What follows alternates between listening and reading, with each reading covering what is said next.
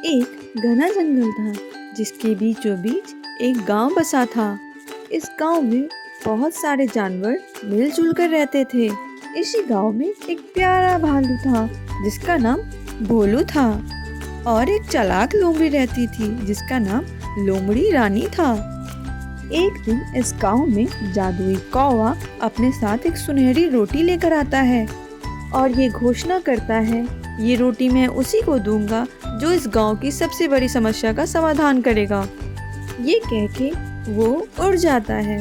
सभी जानवर ये घोषणा सुनकर खुश हो जाते हैं, लेकिन लोमड़ी रानी बहुत ज्यादा खुश होती है। वो सोचती है, ये रोटी तो मैं ही लूंगी।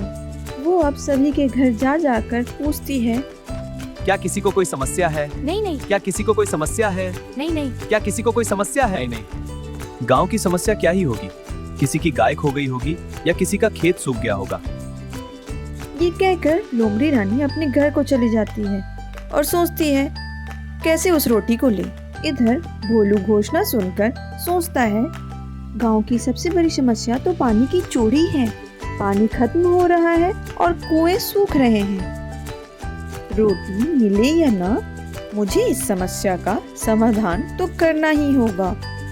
तो जब ये पता करने निकलता है तो वो देखता है एक सूअर पानी पिए जा रहा है और तब उसे पता लगता है यही सूअर उसके गांव के कुएं को खाली कर रहा था। भोलू ने बहुत ही नर्म दिल से पूछा, तुम ऐसा क्यों कर रहे हो? वो कहता है, भोलू भाई, मुझे एक बीमारी है जिससे मैं बहुत ज्यादा पानी पीता हूँ। अगले दिन भोलू उस सूअर को कौवे के पास लेके जाता है और बताता है कैसे वो अपनी बीमारी के कारण गांव से पानी चुरा रहा था। जादुई कौवा ये सुनकर खुश हो जाता है और रोटी भोलू को दे देता है। भोलू तो बहुत ही दयालु था। उस रोटी से उसने आधे टुकड़े किए और सुख को दे दिया। रोटी खाते ही सुख की बीमारी ठीक हो जाती है।